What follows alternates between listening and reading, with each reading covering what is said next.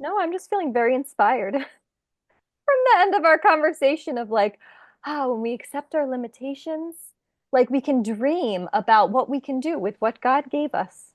So, here we are, two therapists, two believers, two friends from two different backgrounds and two different upbringings, but one magnificent and holy God. We will spend time trying to connect the dots between mental health, Christianity, culture, and more. Join us for interesting discussions and even possible disagreements. Connect the dots. Two counselors, one God. Welcome back, folks. It is Lee and Sarah, and we are here with Refocus Now's Connecting the Dots. And today we are going to talk about acceptance. Sarah, did you want to say welcome to the people? And Yes, welcome. We are very excited about this topic because we do both very much enjoy it. that's right. I think that it's really important to talk about acceptance for me because it connects to so many things in life. As a therapist, we need to make sure that we accept the people that we serve in order to move forward. As Christians, we have to receive and accept the gift of salvation. So many things come to mind when it comes to acceptance. But what comes to your mind when you think of acceptance? Lots of things as well come to my mind. And something that I had jotted down before we were going to meet was like the word contentment Mm, in the Bible. And I think at some point it'd be great if we talked about uh, contentment because I think that contentment is like biblical acceptance. mm, So I think it'd be great for us to like flesh that out a little bit of okay. how contentment might be biblical acceptance at some point. But I think when I think of acceptance, though, in general, I'm often thinking about like, okay, what are the things that we need to accept that Mm-hmm. would be helpful to accept in life, and that when we don't accept them, we cause suffering and misery Mm, really in our life because we're unwilling to accept something. mm, And often those things are things that are unchangeable, right, or things that are uncertain, like right. that we don't have the answer, we don't know. Mm-hmm. So that's often where I'm thinking about acceptance for my own life, even is okay, what are the unchangeable or uncertain things in my life that like I need to accept? Not that I need to actually, that would be really helpful for me to accept, Mm-hmm. because it's a choice, right? I think Right. sometimes when we use the word I need to or I should, it's like becomes more of like an oppressive kind of thing as opposed to like, no, you know what, I want to choose to Mm-hmm. accept, Mm-hmm. because it's actually going to be what's best for me. So Right. yeah. I think for me, just to kind of like go back and then go forward, when I think of the word acceptance, the meaning that I like to go with, I know people define it in many different ways, and depending on your modality, it's going to look like a particular thing. But I believe that acceptance is, I kind of sum it up roughly as the acknowledgement or recognition as of something as true or valid. Okay. So Hmm. that's, you know, where I think it is important for me because if I don't see something, if I don't recognize or acknowledge something as true, real, or valid, then Yeah. I'm not Yep. going to receive it Hmm. and I'm not what's going to what's an move forward. example? Could you share an example? Um, all right. So I'll really quick. So before we started, folks, Um, Sarah's laughing because she knows where I'm going with this. So before we started, I have like a blemish right here. And in real life, when I look in the mirror, I can barely see the blemish. But there is something about the lighting of the ring light and daylight. It will pull out things that you did not see. So let that preach. Light will expose some things that you did not see. So I saw this blemish, and it could have been because I was doing something with my face earlier and all this other stuff. And I was just like, what is happening here? And I pointed that out to Sarah, and she said, I don't see it. And then she said, oh, I see it, and now I can't not see it. So she was like, let's hurry up so we can record. And I was like, I do not accept the fact that I have this blemish on my face. I did not want to accept it. So I used a little bit of concealer, put some oil on my lips, and she was like, I don't see it anymore. And I was like, because I rejected it. But in reality, I had to accept it in order to even put the concealer on my face and That's move true. forward. That's true. Because you could have instead, like, let's think of an example. You could have instead start, not that this is not to shame us, right? Like, but you could have instead cried about it, like, just sat there, like, paralyzed, like, what am I going to do about this? Like, I don't want to have, and just kept crying out, like, I don't want to have this blemish. No, like, I got to get rid of the blemish, right? And then you didn't go take any action to fix anything, though you could, right? Because you're just drowning in the fact that you have a blemish. Wait a minute, Sarah. Are you saying that when we choose to stay stuck, and I'm not talking about the initial shock of a thing, but when we make conscious and sometimes even subconscious decisions to not move forward, that is a part of us not accepting what we already acknowledge to a degree is real, true, or valid? Yeah, Wow. definitely. And I think that this is an important part of talking about acceptance. We're not just talking about accept everything, No. like, and that it's a value that we have that we always want to accept everything. No, there's things that we don't want to accept that we can change, Right. that we can make the choice to go work on changing it, right? Right. But if you weren't going to make the choice to go work on this, Right. right, and cover it up or do whatever you were going to do, Right. okay, then it's time to accept it, accept that people might see the blemish during the video, Right. and focus on your goals and values, which is something Right. we want to talk about in conjunction today with acceptance, Right. of that you want to bless people by talking about acceptance, and you want to Right. be focused on your audience and caring for people. You don't Right. really want to be wouldn't want to be focused on the fact that you have a blemish and be distracted by that. Right. So, And I just love how you pointed that out. I mean, of course, I knew that if you get stuck, that is a part of us like rejecting the reality that we now understand. And it's also what creates cognitive dissonance. So, um, I think it's also important to note that even after we accept whatever it is, mhm. there is still work to be done. Yes. Often we think that because it took so much for us to accept the thing, that, hey, I accepted it. That's it. Thanks. I'm done. The work here is done. One, why do you think people do that? And then two, well, let's just start with one. Why do you think people think that acceptance is the whole work of Uh, change or growth? yeah. Um, yeah, I think sometimes people get stuck uh thinking that acceptance is the whole work, or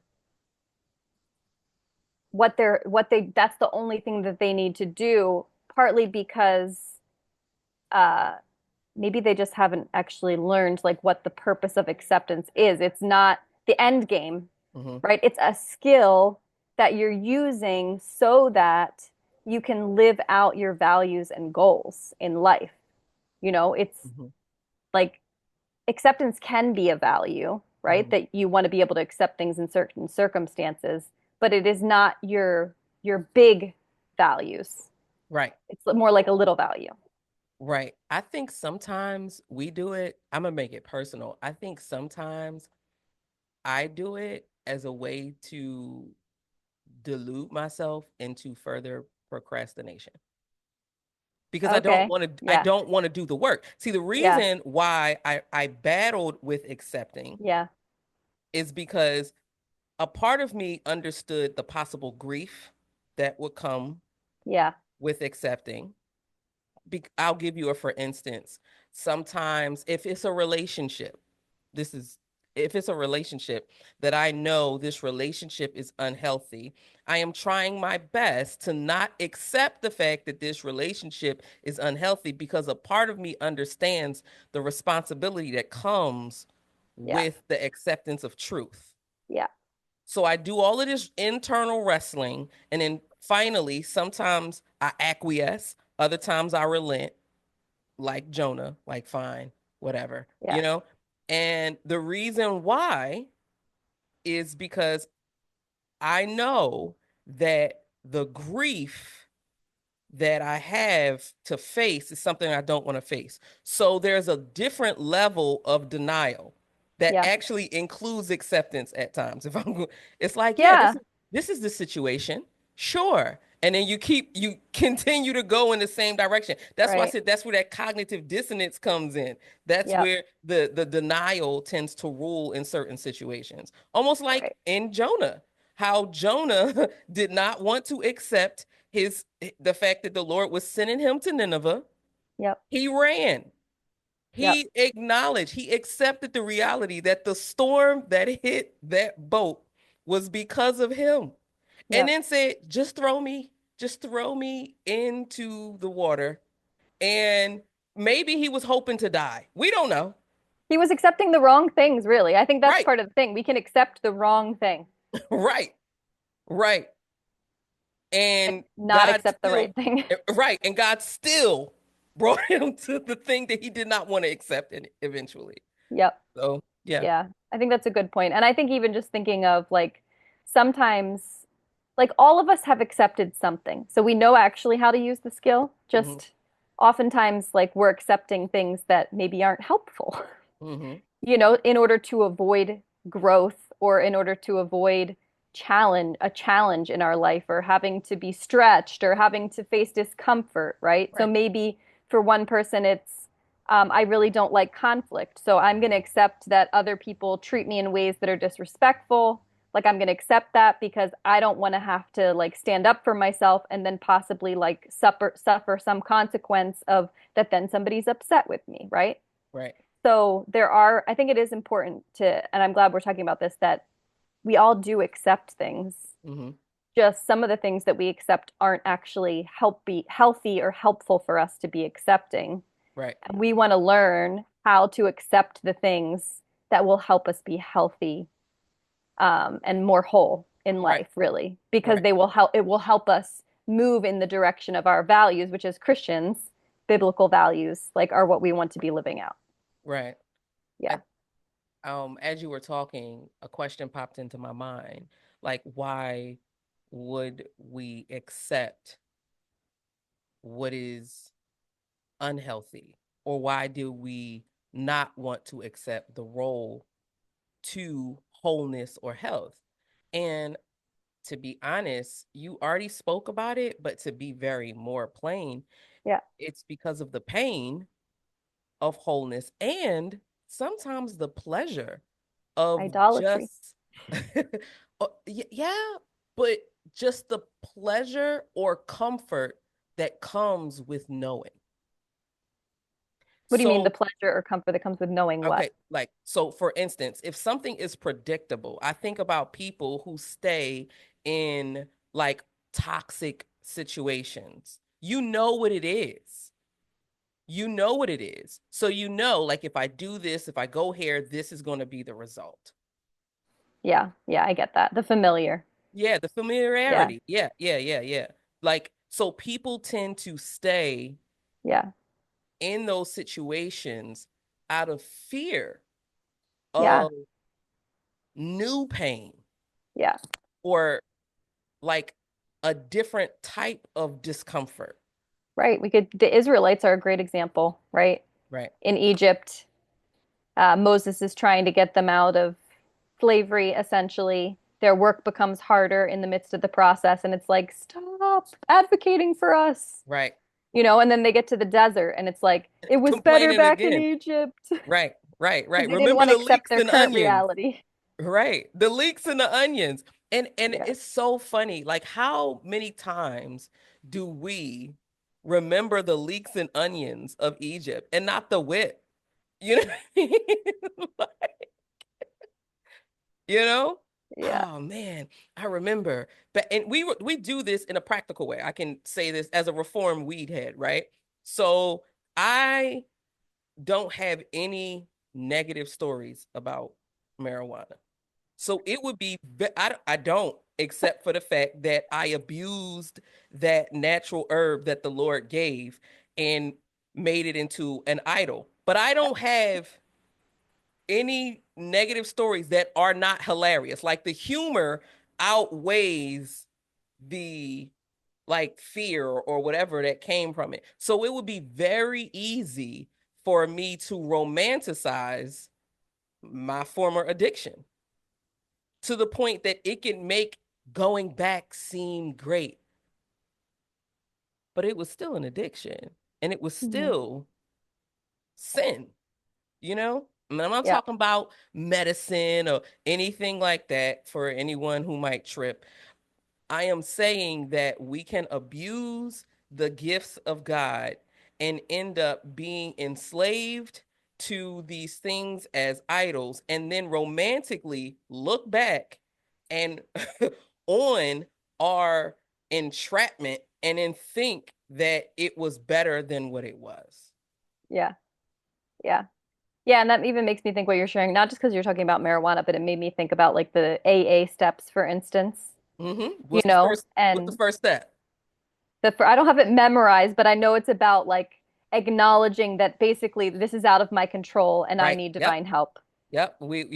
We came to acknowledge that we have an addiction, that our addiction is out of control. Then it gets into we needed a higher power to restore us back to sanity. Like it is flat out, you have to accept you cannot heal anything that you don't acknowledge. Yep. That's quite literal. Yep. Hmm. So what else were you thinking about, or where else did you Well, want I to go? just was thinking about how maybe it would be helpful to talk about like what are the consequences of a lack of acceptance in our Mm, life for things that are important to accept, which would be things that are unchangeable. And I think another thing would be uh, things that maybe are changeable, but we're not going to take the steps to try to change them. mm, Those are important things to accept, unless obviously it's like something that really, like God is calling us to change. It's not like, ah, I'm going to accept that I'm not going to work on changing that. You know, mhm, like mhm, we don't want to, I don't mean that kind of acceptance. I mean, like, for example, maybe my house is not as clean as I would like, mhm, not like a spiritual sin issue. My house is not as clean as I would like. And I would like for it to be cleaner, but I really know I'm not going to put forth the effort to like make it cleaner. mhm, Like better in that case to mhm. accept, okay, I'm just accepting that this is my level of cleanliness.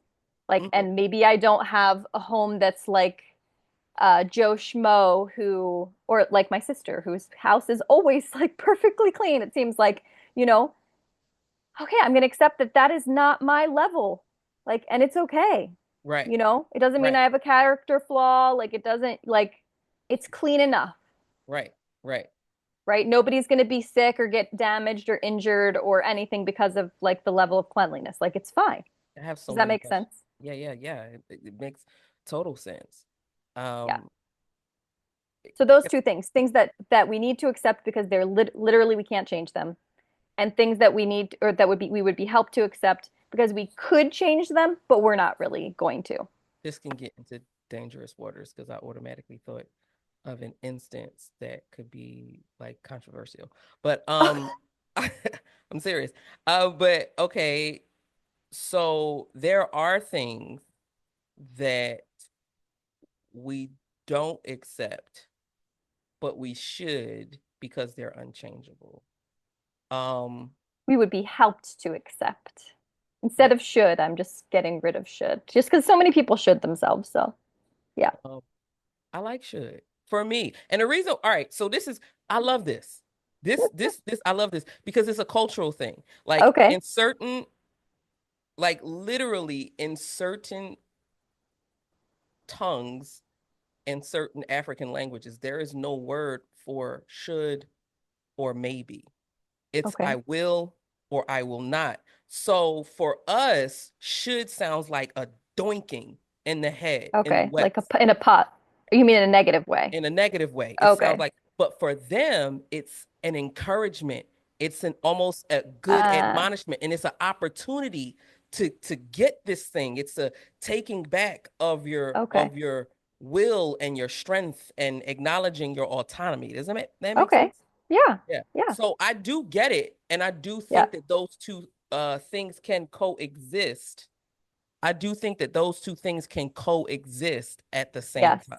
Okay. So we want an inspiring, encouraging should, Right. as opposed to a shaming, guilting, beating Absolutely. yourself up should. Yeah. Yep. Love it. Yeah. Sorry, I So interrupted you. So no, keep going. that's fine. That's fine. And I think that that's even an example of something that we need to accept that we cannot change. Our cultural familial upbringing. Yeah. We can't change that. But Right. just like what we did as an actual example, we can come to a place where we acknowledge the differences and the distinctions and accept them and learn Yeah. to appreciate them. Yeah. That's a great Oh, example. boom. That's a great Yeah. example.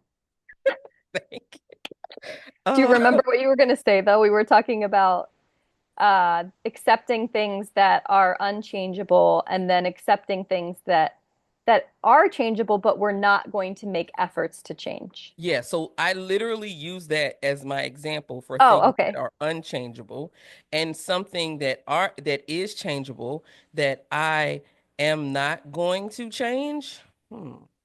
I don't necessarily know if I'm gonna be honest. I am not going to change the fact that I have these weights in my living room. I'm not. I keep talking about it. I'm like, I need to put them in the back room. That would make sense. I'm not. Partly because, as someone who we believe, I have adult onset ADHD. If I do not see them, I'm not going to use them to work out. And I have a whole miniature gym in my home, and I need to see it in order to work out. And unless I learn a different routine or get coached up in a way that allows me or enables me to go to the back office, the weights will remain.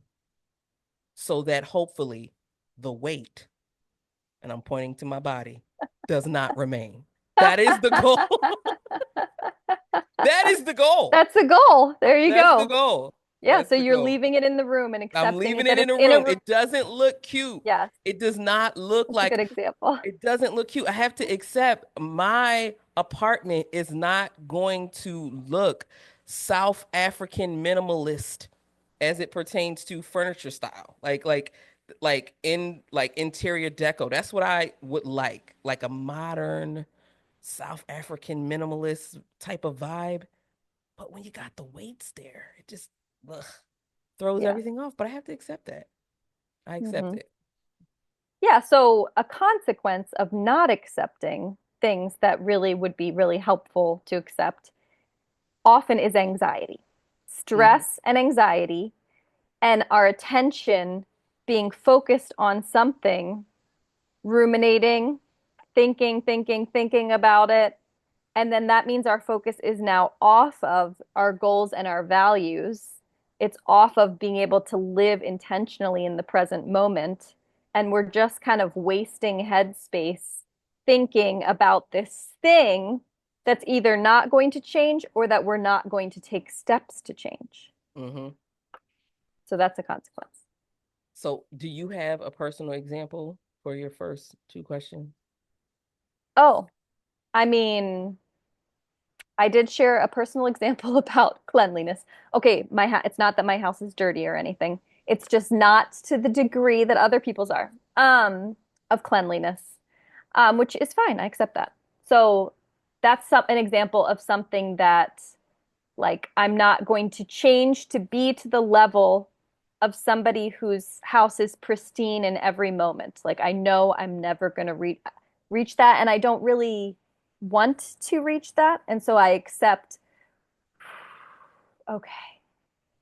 And anytime like the thoughts and visual images, because I'm very visual images of all of the perfect homes that exist in the United States Mm. come into my mind when I live on an island where things get damaged very quickly and dusty and all that kind of stuff. It's just like, oh, okay, Sarah, can I ask you a question? yes, Couldn't that be an example of what it is that you would have to accept that is the undergirding reason? Like the fact that you live on an island where your life almost has to be fluid and you have to live in a way where it's almost like you're both a settler and um, a sojourner in the sense that because of climate and climate change, you have to have the ability to rebuild. yeah. So and then settle in Yeah, and and then then because of rebuild. economics, Right. there may be somebody else who is on the higher economic chain. I don't know if that's the way to say it. And so they have windows that can be closed all the time, and they have air in every single room of their house because they can afford that, Mm-hmm. right? And so they don't have to clean as often because there's not as much dust because their windows are closed, right? Mm-hmm. Like I only have one room in my home with air conditioning, Mm-hmm. right? For economic reasons, genuinely. And so that means the windows are open, which means more dust is going to be in my home, which means I'm accepting that there's more dust, right? Yep. And the consequence of not accepting that could, not for you, but for, let's say, it's someone in your situation, I'm thinking it could cause them to feel a sense of resentment about True. their financial status, Yep. even resentment towards people who actually have the means and the ability to do that. Yeah. And then it can cause a sense Depression. of depression and even a sense of entitlement.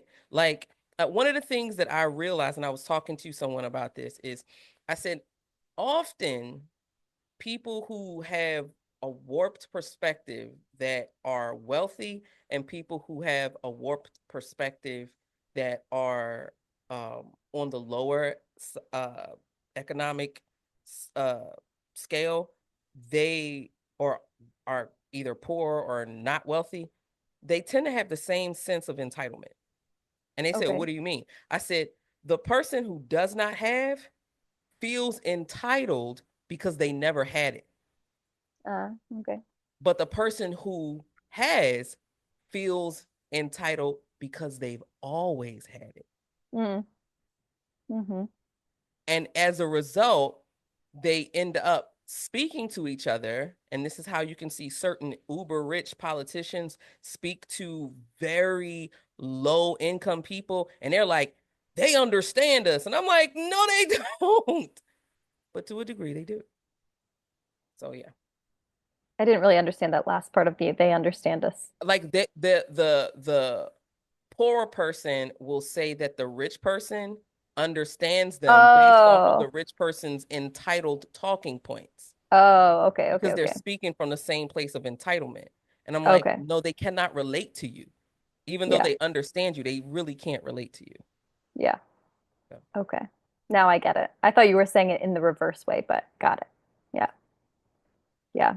So, coming back to the concept of acceptance, when we don't accept things, whether they're changeable or whether it's something that's changeable that I'm not deciding to change, or something unchangeable, when we decide not to accept, what happens is that our stress can go up. We can feel more depressed. mhm. Our headspace is filled thinking about these things that we don't want to be present in our lives, that we can't change or that we're not choosing to make efforts to change, right? And then we're missing out on getting to live out our values and our goals. Right. So, and I think connecting to like biblical contentment or Mhm. biblical acceptance, call if we want to call contentment biblical acceptance, when Paul says, and I have the verse here, so I'm going to read it, he says, I rejoice greatly in the Lord that at last you renewed your concern for me. Indeed, you were concerned, but you had no opportunity to show it. I'm not saying this because I am in need, for I have learned to be content whatever the circumstances. I know what it is to be in need, and I know what it is to have plenty. I have learned the secret of being content in any and every situation, whether well fed or hungry, whether living in plenty or in want, Mm-hmm. right? Like that's what he's saying essentially. I have learned how to accept the circumstances in which I am in and experience this state of mind and this feeling of contentment, Mm-hmm. right? And why would we say that he's been able to do that? Like what is the root of him able to do that? Well, he says it's a secret. He Mm-hmm. says, I've learned the secret, Mm-hmm. right? Which secrets people tend to not know secrets, right? That's why they're secrets. And Mm-hmm. it's also, meaning it's something that's hard to find. Yeah. And I do, just as a believer, we know the secret, whether we know it or not. The Yeah. secret is that God is with us. It is the Mm-hmm. gospel. God with us, Emmanuel. Mm-hmm. When God is in your situation, it makes the world of difference. Mm-hmm. It is how you steward your health, be it your physical health, your mind health, your spiritual health. Jesus is the secret, not the book. No shade to Mm-hmm. the book. Yeah. Well, and I think when we're connected to that, we're also connected to like the reality that like this world is not our home Mhm. and it's temporal. And the things that all of humanity, like our tendency to run after and scramble for, like the earthly things that we tend to run after and scramble for in order to fill ourselves. I think the knowledge that, okay, like those things is not what's going to fill me, really. Like genuinely believing that, like these things isn't what's going to fill me. Like I think of Jesus when he was being tempted and he's essentially saying, like, he has a bread to eat that isn't physical bread, right? Mhm. It's his relationship with God, right? So yeah, God is with us, like you said. Yeah. And it doesn't absolve us of our responsibility to other things that we need to accept. So, for instance, we don't use the gospel as a means to escape the responsibility that God has placed before us in the name of Yeah, acceptance, good point. right? So Hmm. I accept Jesus is Lord. The gospel is the main thing. I'm keeping the main thing as the main thing. So I don't have to worry about what's going on in politics. I don't Right, have to worry about what's going on in my neighbor's right. life. I don't have to worry. No, we accepted the gospel so that we Yeah, can have the right lens to know yeah. how to accept these other things and put them in their proper places and Live out the kingdom. live as stewards until we get called home. Yeah, yeah. Yeah, good point. Back to what we said earlier, like um sometimes we accept things that we're not meant to accept. Like, oh, I accept that we're trashing the planet, like, because it's going to be burned up one day. It's all going to burn. Oh, it's all going to burn. It doesn't matter. Burn, burn, burn, burn, burn. It's all going to burn. It doesn't matter. Like, no, no, Yeah, yeah. no. Hmm. I remember talking to a Christian, and I was talking about the whole system of welfare and uh, Social Security, and I was telling them how, although I do believe that there are groups of people, like small groups of individuals, no particular group that abuses things like Social Security and public assistance, but as a Christian, I'm for it because we need to be helping individuals who are poor. Yeah. And they said to me, but the Bible says the poor you will always have with you. And that is when I realized I can do all things through a Bible verse taken out of context. Man, listen. And at the end of the day, when we talk about acceptance, again, it's not to absolve us of our responsibility. It's actually to connect us with truth and our responsibility to move forward in a godly and healthy manner towards wholeness. Yep. Yeah.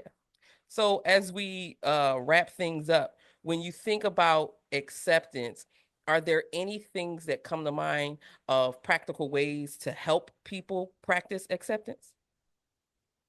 Um, I mean, I think that like the practice of focused attention is very much connected to acceptance. So, and by focused attention, some people use the word mindfulness, essentially like being able to live in the present moment. Because Mhm. anytime I'm up in my head ruminating, feeling being anxious in mentally about something, but I'm not actually like working towards something related to that, maybe I'm like out with a friend and I'm not fully focused because I'm thinking about all my stresses and worries, okay, that means that there's things I haven't accepted that Right, are keeping me from being fully present in the moment with my friend, right? So right. I think I think focused attention or mindfulness, how, whatever word you want to use, living in the present moment, being fully present Hmm. is a very important skill to pair with acceptance. Hmm. And when you're not present, it's very likely that there's something you're not accepting. Right. So being present, Hmm. which means being aware of what is physically going on Yeah. in your life, what's mentally and emotionally and spiritually going on, and even what's physiologically going on in your body, and then making a decision to understand what does healthy momentum look like towards Yeah. wholeness, and then being committed to that. Yeah. And I um think the other thing is, do I know what my goals and values are? mm, Right? Because if I'm practicing acceptance without no having any goals or values, I'm not moving in any direction. Like I'm not living out my purpose. My like the things that God created me to be able to do and to be able to live out. So I think that's also very important. Excellent. So that's a really good point when you talk about the importance of pursuing goals, because to be a bit more transparent, one of the things that came to my mind earlier, that I was thinking about something that I cannot change, that I have to accept, is getting older. Mm, And just being a woman who is at the stage of perimenopause, getting older is something that most of us like go through a period of denial about, you know? Like yeah. it's we already, especially us in the West. I don't know about other cultures, but I know us in the West, we can be very fantastical in our thinking. Like we'll look at athletes in the Olympics and think, I could take them. Like I know like average people, and I don't know if that's just denial or delusion or like grandeur, you know what I mean? Like we're thinking grandiosity, like with grandiosity or what, but it is just, to me, it it Yeah. is a part of that I think connects to getting older. Not And accepting your limitations or the limitations that are coming. yes, and not because your mind cannot recall the last time you could not do that thing. Yeah. So I'll give you a, for instance, with me, I remember running after like a child in the park. And I was like, oh, the kid is getting away. And then my mind was like, go faster. And my body was like, no, like just simply Yep. no. And then the next day, I hurt in places that I had never hurt. Yep. And I was like, what is this? Like, what Yeah. is happening? And so for me, having to accept that I'm getting older, has been a bit of a challenge, and the Yeah.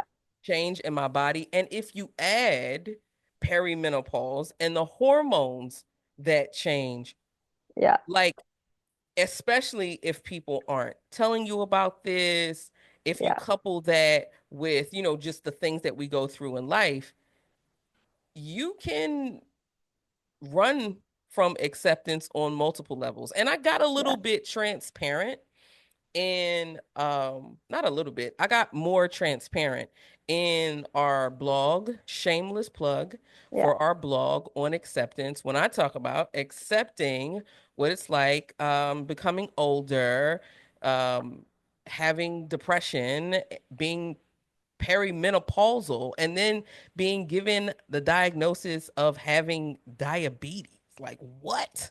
Right? And just this, what I went through in my head and all of that other stuff with it.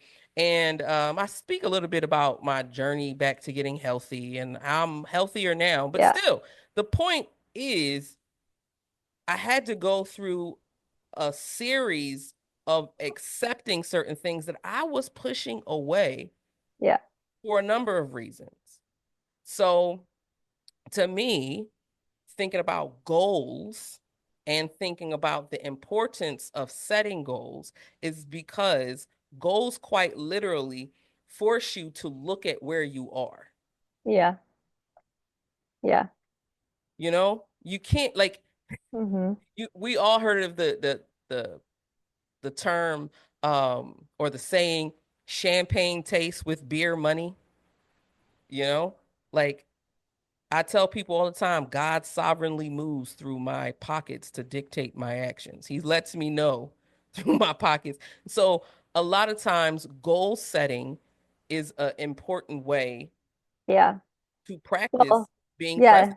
And you're also really highlighting realistic goal setting, right? Just even what you were saying about like, oh, I could face off with that Olympian.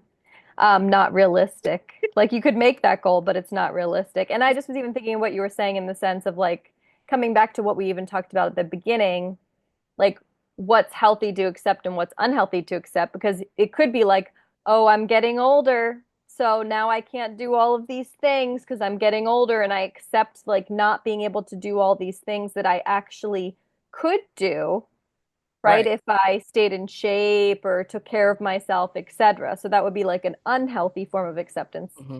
right? And what we're wanting to accept is that we're getting older, right? And that there's things that come with that, Right. but not to the degree that it's getting in the way of us really being able to live to our full potential. Right. Yeah. Um, and we're also not saying being hopeless. Yeah. Like, Yeah.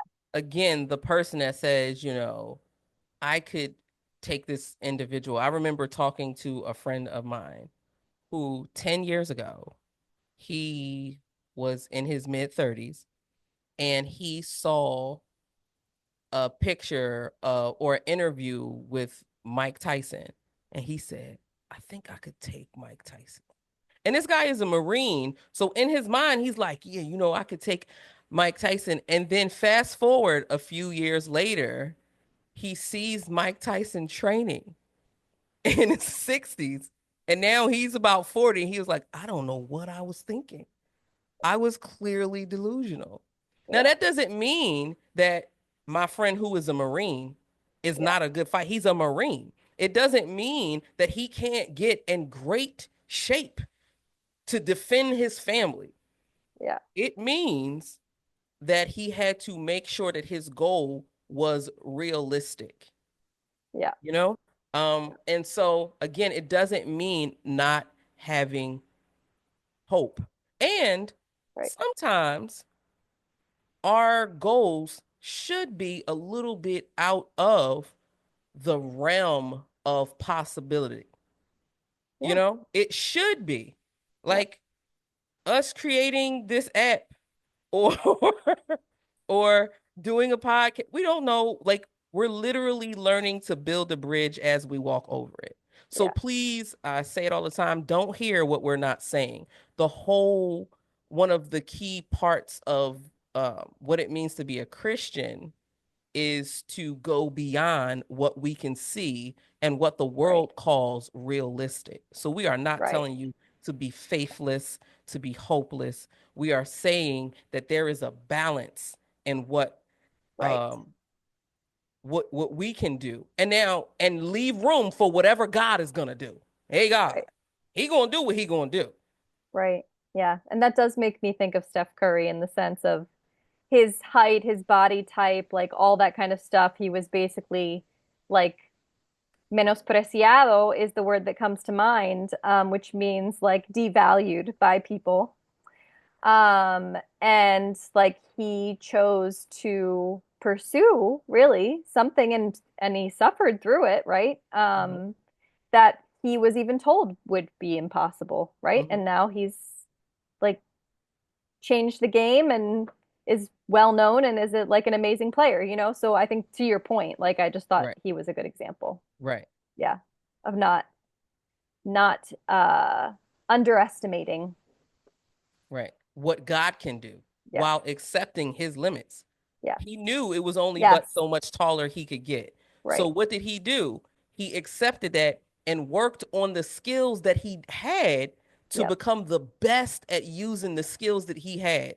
So Yep. even while acknowledging that God was going to do what God was going to do, he accepted his limitations Yep. that and then used his abilities to work more on himself, and that made him an even sharper tool in the Lord's hands. Yes. Amen. So with Amen. that having been said, folks, we hope that you learned. We hope that just this candid conversation between friends on acceptance is beneficial. We highly recommend that you check out our blog on acceptance, and even the parts of the app, the tracks on the app where Sarah goes in when she's speaking about DBT. And she talks about acceptance and definitely mindfulness, and there's other skills and tracks on the app that are very beneficial as it pertains to acceptance. Before we go, is there anything you wanted to say to the people, Sarah? No, I'm just feeling very inspired from the end of our conversation of like, when we accept our limitations, like we can dream about what we can do with what God gave us Mm-hmm. and the It fact that we actually, have God. and it's that's the paradox. We accept our limits, and it gives us hope in a supernatural that adds to us to take us beyond what our limits are. Hmm. Amazing. Yeah. So, all right, folks, God bless and talk to you next time. For more information, click the link in the bio and even click the link so that you can find out about our blog, our website, and to get on our mailing list. Grace and peace.